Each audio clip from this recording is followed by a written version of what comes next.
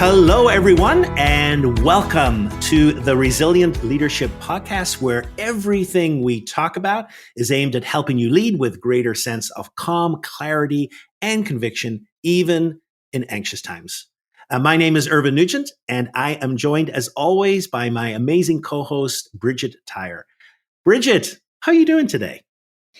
Well, thank you for asking, Irvine. I am doing wonderfully. Looking out at blue skies in my office window, loving the month of June. June is a spectacular time of the year in the DC area, and just delighted to be in conversation with you, as always, on this topic in particular, the gift of anger. Yeah, so today's topic is the gift of anger, rehabilitating a misunderstood emotion. Now, hopefully you're kind of like, that's interesting. Because I just want to take our listeners, to think just a little bit about what are some of the messages that you have in your mind about anger. And think about some of the messages perhaps that you grew up with. Because I think almost universally, anger is seen as a bad or a negative emotion. And obviously, it is a dangerous emotion. It can get us into trouble. And, as I was thinking about this episode, I pulled up some quotes about anger. And I think it tells us a little bit about what our feelings and the cultural inheritance we've had around anger. So one was from Waldo Emerson. For every minute you remain angry, you give up 60 seconds of peace of mind. And then Mark Twain said, anger is an acid. Interesting. And Joel Osteen, great preacher, said, every day we have plenty of opportunities to get angry, but what you're doing with when you indulge these negative emotions is giving something outside yourself power over your happiness. And that final one's interesting as well, because I know I grew up in a faith tradition. And the message I got, from my Catholic faith tradition was that anger is dangerous and anger is bad, and be careful not to be angry. So here we have it, that anger, there's messages around anger, and it can't help but today really influence how we think and feel about the emotion of anger. So I'm curious, Bridget, what were some of the messages you grew up with about anger? Well, that is a provocative question for me. And I have to say that the messages I grew up with I think around anger were negative. Mm-hmm. I don't think that it was explicit. I don't remember either of my parents saying, anger is really bad, don't ever get angry. But implicitly, I absorbed this message. Yeah. And when I try to consider, where did that come from? My dad had a bit of a temper. And at first, it kind of frightened me a little bit. I mean, he never hurt me or anything like that. He just had a temper. So I think what I learned to do is be like, okay, don't poke the bear. I learned to withhold my own anger, because the last thing I would want to do is poke the bear and make somebody else angry. So I think that is part of the way I got that message. And then just culturally, I think that I grew up in a time when women were just not supposed to display really strong emotion. And anger certainly wasn't befitting of a graceful woman. So I got a lot of unpacking to do. And I love the subtitle today, which is Rehabilitating an Emotion, because I think many of us do need to rehabilitate it. Yeah. So thanks for asking that, because it really provoked an interesting self-reflection for me. Okay, so, our listeners know by now that when we have these conversations, we really like to ground them in neuroscience, especially when we're talking about touchy-feely things like emotions, right? So lead us into that part of our discussion, Irvine. What's going on in the brain with respect to anger? What does the neuroscience tell us? Yeah, it's a really interesting question. And maybe let's just zoom out just a little bit before we get into anger. And that is, we have all these emotions. And I always like to ask, what is an emotion? Why do we have them? Obviously, we evolved as human beings with these emotions. So something must be going on. One of the real key researchers that began really all research on emotion is Dr. Paul Ekman. And back in the 1960s, if you as a psychologist said, I'm going to spend time studying emotions, you would have been laughed out of the laboratory. And so he really changed that and really began, our modern understanding of what emotions are. And there's a definition he uses, which I think is really beautiful. He says, emotions are processes which help us deal with matters of importance to our welfare without thinking. And so there's a couple of things in there I want to pull out. First of all, an emotion is a process. It's not just one thing that happens. It sets in motion a whole process, which enables us to react to something which is very important to our welfare, and it's without thinking. And so therefore, we've said this in numerous episodes before this, we evolved, and one of the strongest traits we have is this trait to survive. And here, emotions are helping us survive. They're helping us to put into motion a process that will help us survive. So when you think about anger, of course, anger is this forward momentum. It is protecting us. We have an internal radar, which every 7 seconds is looking for threat. And when something threatens us, we have an automatic response. We react first and we ask questions later. Mm-hmm. And we have this coordinated and organized response. And anger is a beautiful example of that. So Bridget, when we get angry, can you think of kind of what would you say would be the coordinated and organized response of our body? Well, one thing that I think we can all relate to is that our muscles immediately start to tense up, right? Yep. You look at an angry person, their face is tense. Yeah. Their muscles become quickly very tight. Yeah. And then, of course, inside the brain, there are these neurotransmitter chemicals that are flooding the brain and giving us a burst of energy, which to me is one of the most fascinating things, that anger energizes us. Yes. Right? Yep. I mean, we get a burst of energy from this emotion. And then, of course, all these other related physiological things happen. Our blood pressure rises. Our extremities, are flooded with blood. We're gearing up, right? Our attention narrows. We get locked onto the target of our anger, whether that's a person or a subject or an injustice. And soon we can't pay attention to anything else, right? We have become ready to fight. Yes. And we all experience the emotion of anger, of course. And as you said, it's part of our survival inheritance. Yeah. So it's not like we can wish it away, because it is deep in our DNA and deep in our inheritance. Absolutely. And what's really interesting, what we understand as well psychologically, there's a term which I love, which is called a refractory period. That means when we're in the midst of an emotion, but say anger specifically, and you just mentioned our target focus narrows into that which is causing us anger. And in that period, the only data we're willing to receive is that which backs up how we are feeling. That's why at times when someone is angry, it can be difficult to talk to them. And maybe, a little time out, a little cooler heads. That's why perhaps that can lead to a better conversation. Now, we are not slaves to our emotions. And of course, we've talked before that there is a dialogue. There's a dialogue going on between the prefrontal cortex, which is this front part of our brain, which is the center of reason and logic, etc. And of course, the amygdala, where our emotional part of our brain is. And so it is possible. It is possible when we notice anger for us to be able to engage the prefrontal cortex and to have, first of all, a more reasonable conversation, but also to integrate tools that can help us target our anger in a way that is helpful. And this is something I really want to say is that, instead of us using the terms good or bad when it comes to emotions, we have good emotions, we have bad emotions. I like to say that emotions are conveyors of messages, of information that's important to our welfare. Are we able to notice what the message is? And can we use that emotion in a constructive or a destructive way? Mm-hmm. So I think anger can absolutely, we know anger can be used in a destructive way, but it also can be used in a constructive way. And I think that's what we really want to focus on in this episode. Mm-hmm. And that's why we've called it the gift of anger.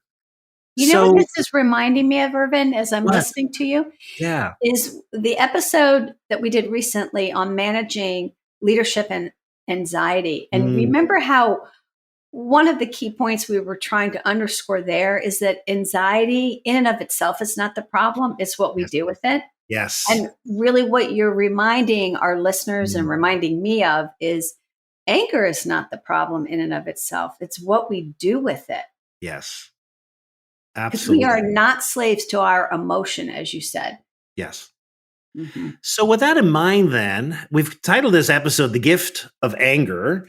So, Bridget, when you kick it off, what do you think? What comes to mind when you think of that and how anger can really be a gift for us and that message of anger? hmm Well, I think it's certainly, if it's going to be a gift, then the gift is in the message, right? But Mm, yeah. I want to speak to something before we even talk about the message of anger, and that is just acknowledging the range Mm, of angry feelings, because yeah. it goes from annoyance, Yeah. right? Like when Yeah. somebody's annoyed with you, you know they're angry, but Yeah. they're not necessarily yelling or, doing anything like that. But there's anger there, Yeah. but it can go from annoyance Mm, all the way to rage, right? So there's a variance in terms of the strength of the feeling of anger. And then on top of that, there's, different kinds of anger. Like there's indignation, where there's sort of a self-righteous anger. There's sulking, which is sort of a passive form of anger. People use the term passive aggressive, yes. right?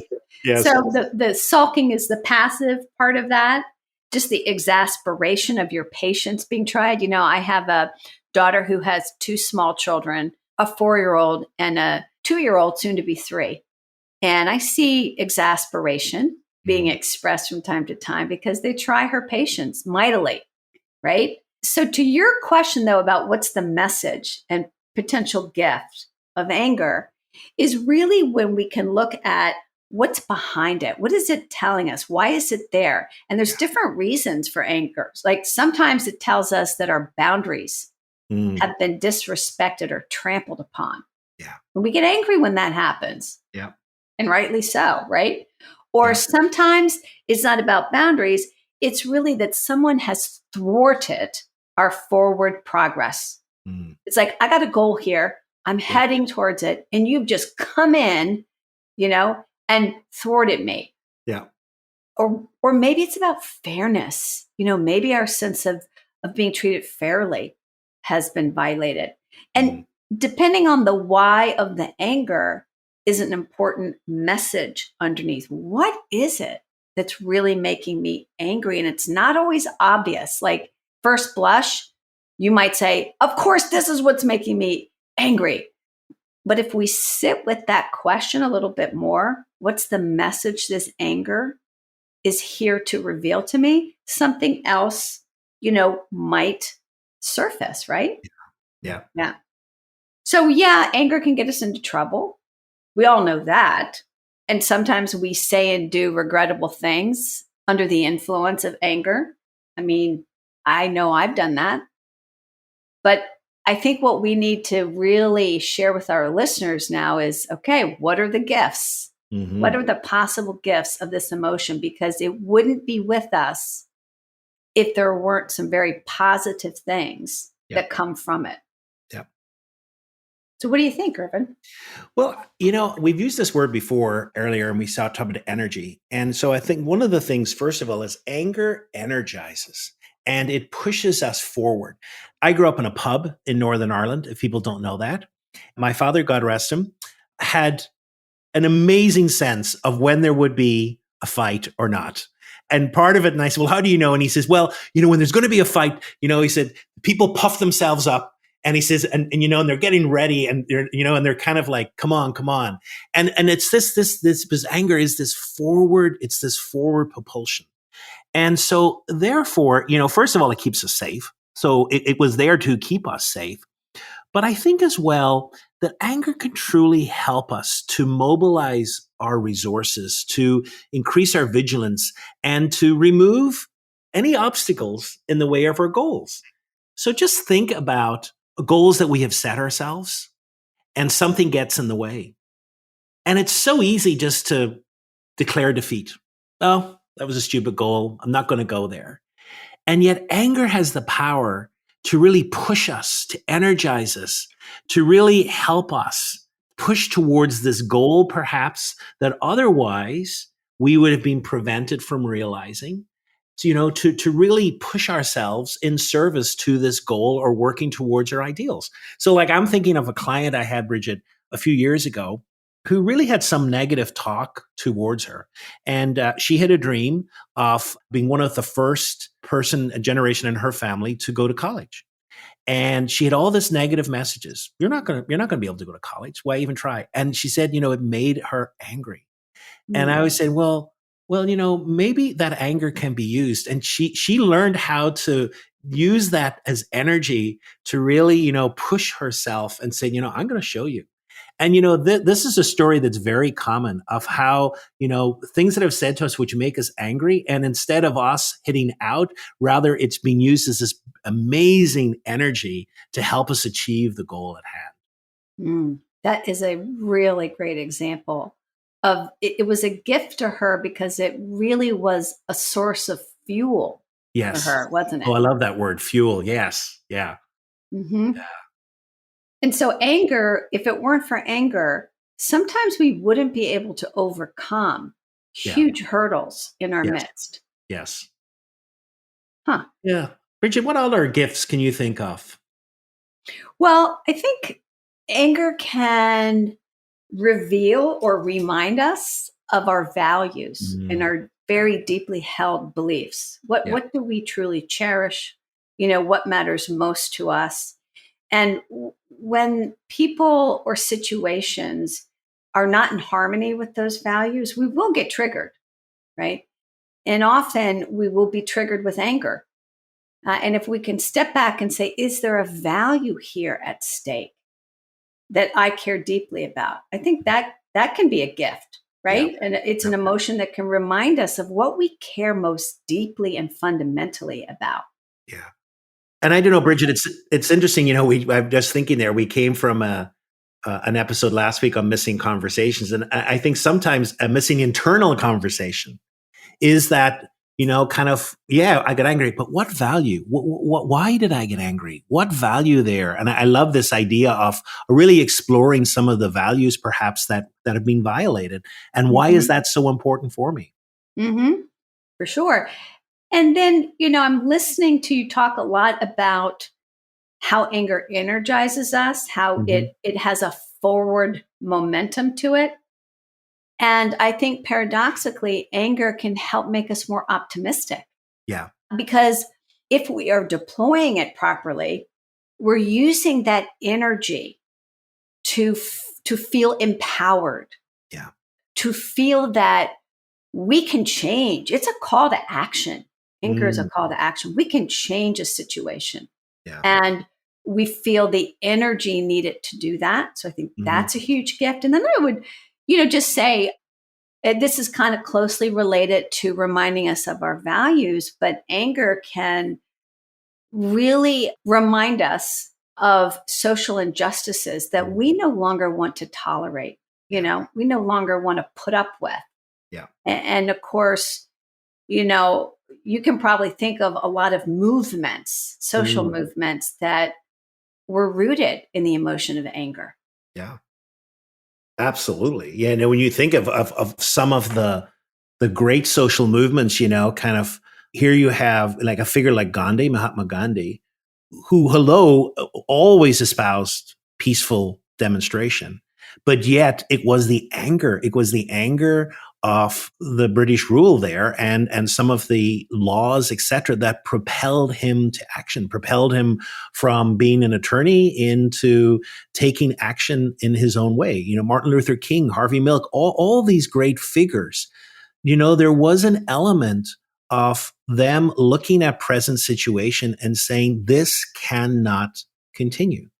And either it was an injustice towards them or injustice that they saw to the wider society, and it propelled them, it energized them, helped them take courageous stands. And that energy was, kind of used in a way which helped us perhaps make change that otherwise we wouldn't have done. Hmm. Yeah. Yeah. So, Bridget, we've kind of talked there a little bit, and we're kind of touching upon leadership. And I know that one of the core areas of resilient leadership for us is at times having to lead with conviction. And we all know that sometimes leading with conviction requires us to take some courageous stands. And I'm wondering, does anger have a part to play there and maybe helping us to be more courageous? I think so. And I'm really glad that you're bringing up this point because we really want to root this in the notion of leadership. And how could anger help us be better leaders, more Yeah. resilient leaders, right? And I think it really is connected to this notion of leading with conviction, because as leaders, we are called sometimes to be bold, to take risks, to take tough stands. And the energy behind anger can sometimes empower us to do that. I'm thinking of a client I worked with once who was really angry from the get go. I mean, when we started coaching together, the anger was palpable and it made our sessions interesting. They certainly were never boring, I'll tell you that. And so, as we explored what was really going on for her, one of her biggest sources of anger was her boss. Mm. And the reason is that she says, my boss keeps telling me, keeps giving me huge projects and more work to do. And really saying to me, we got to take this on. We need to do this. You can do this. And yet at the same time, he would say to me, and I really want you to have a good work-life balance. Mm. And she said, I was so pissed at him because he's acting like he wants me to have a whole life. He's saying he wants me to have balance. And yet his behavior is such that he's basically saying, do more with less, do more with less, do more with less. Now, here's the thing. She was so trapped in her anger that she couldn't figure out what to do with it except to rail at him until she was really able to step back from it and get on the balcony, like we talk about, and use that anger as a source of energy to say, what is it that I care most deeply about? And what is it that I'm going to do here? And she took a stand. And she took a stand for herself and her life. And she left that job and found a completely different one in another part of the organization. And by the way, he got angry at her for that, but oh well. Yeah. And off she went. So, yeah, it's essential to leading with conviction. Again, because you said, Irvine, it can be a dangerous emotion. We have to use our prefrontal cortex, don't we, Yes. to uncover the message of the emotion. Yes. Harness the fuel it is giving us and figure out where we want to go with it. Absolutely. And then with that in mind, Bridget, I think that's a great segue into the acknowledgement. We're not trying to say here that anger doesn't get us into trouble. Of course it does. Oh my God, I can look back in so many regretful, angry episodes in my life. However, let's just explore then, how might we be able to use this tremendous fuel and energy, but direct it in a constructive way rather than a destructive way? And I think that's really the core. So let's just maybe explore a few practices that people might want to use, or techniques. Bridget, have you any techniques or that you've seen either you suggest to your clients or you've seen your clients use? Well, really, I think in the example I just shared, come to think of it, the real practice that we worked on together was helping her to get on the balcony. So that meant, what did that mean, practically speaking?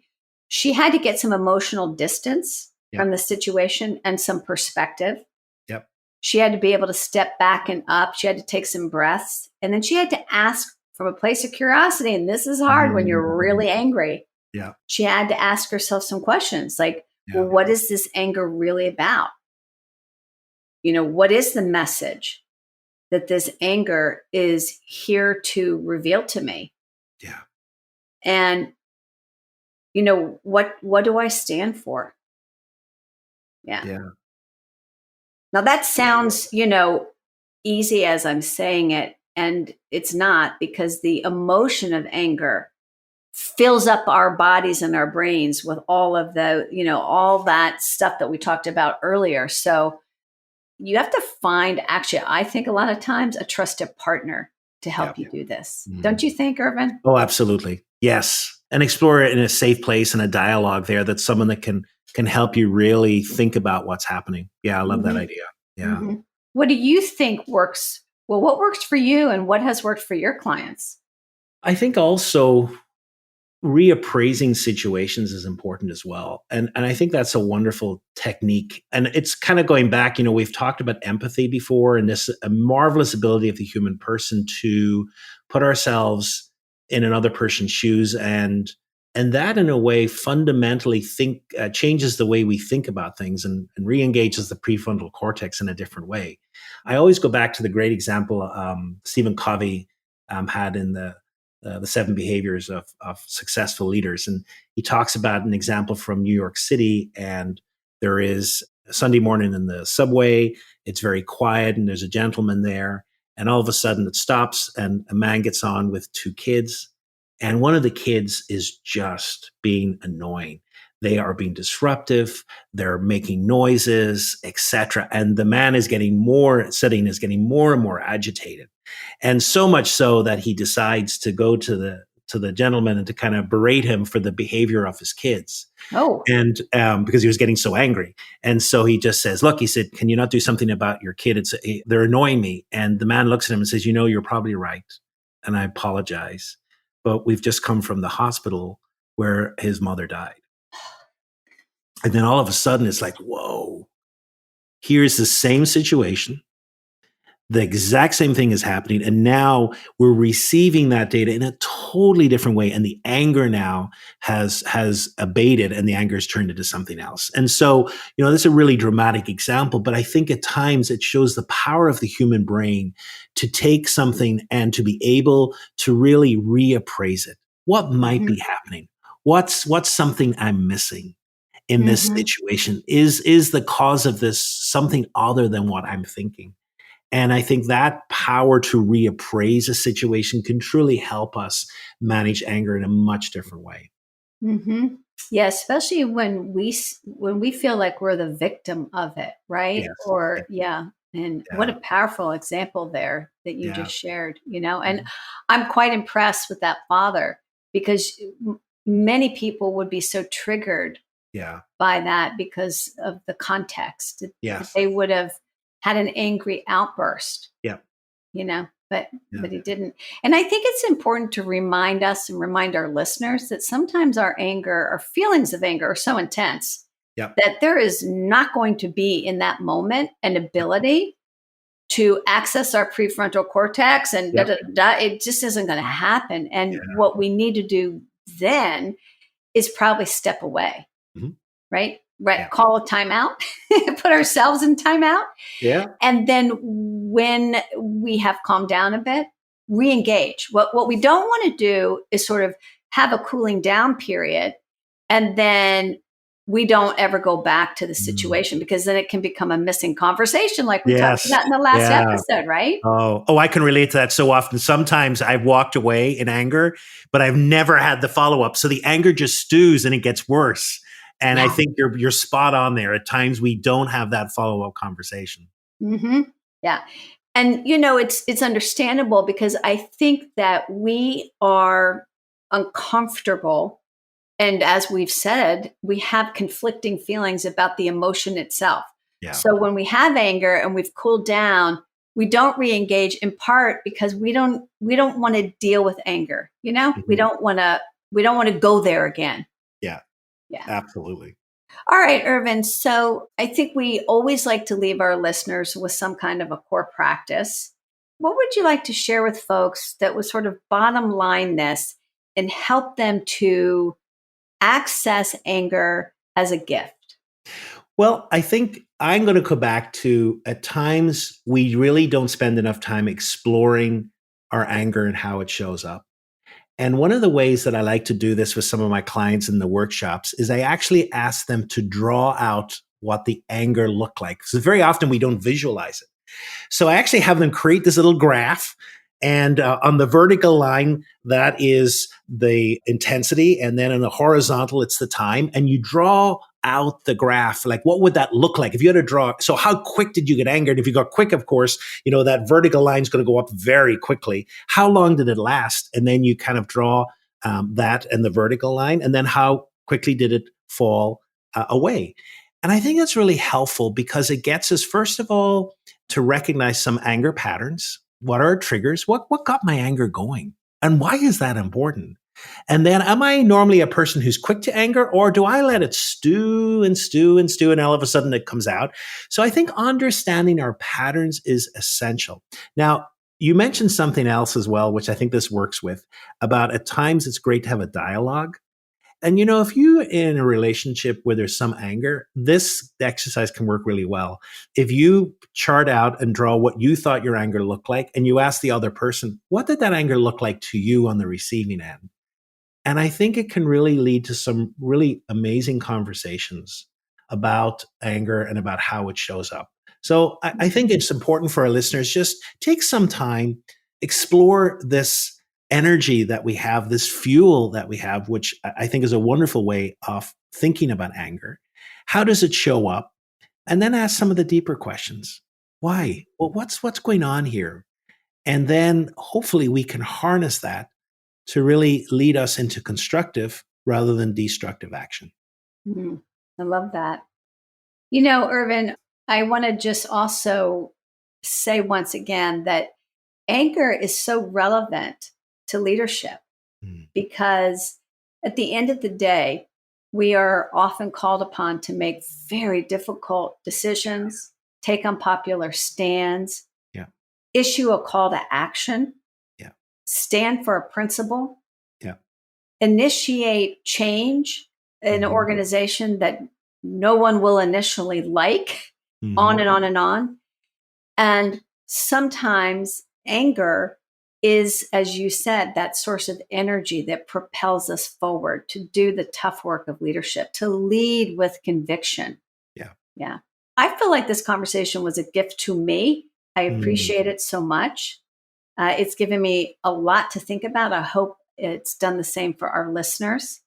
And we look ahead to the next episode. And our topic for the next episode is the art of letting go, which is an essential skill for leadership and for life. And you know what?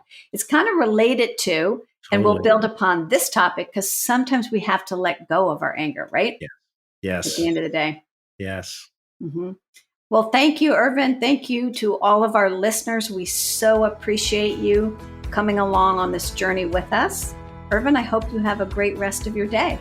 Thank you, Bridget. Thank you for this conversation too. It's given me a lot of food for thought as well. So I really enjoyed it. Thank you so much.